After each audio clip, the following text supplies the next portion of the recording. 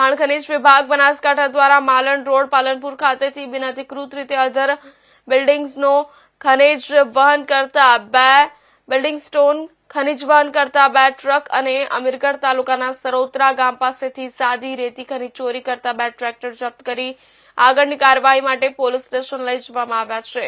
ભૂસ્તર શાસ્ત્રીની કચેરી દ્વારા ખનીજ ચોરો પર સખત કાર્યવાહી કરી માત્ર ફેબ્રુઆરી ચાલુ માસમાં જ અત્યાર સુધી ખનીજ ચોરીના 143 કેસ પકડી અંદાજે 1 કરોડની વસૂલાત કરી છે. માત્ર ચાલુ માસની રેવન્યુ આવક પણ 20 કરોડ થઈ, જેના લીધે જિલ્લો કુલ 170 કરોડની વિક્રમજનક આવક સુધી પહોંચ્યો છે. ઉલ્લેખનીય છે કે બનાસકાંઠા જિલ્લો ભૂસ્તર શાસ્ત્રી ગુરપ્રીતસિંહ સારસ્વાની સુચારુ અને આયોજનબદ્ધ કામગીરીના લીધે ખનીજ ચોરી રોકવામાં, ખનીજ ચોરોને પકડવામાં અને કાયદેસરની આવકમાં અદ્વિતીય વધારો કરવામાં રાજ્ય અગ્રીમ સ્થાને છે.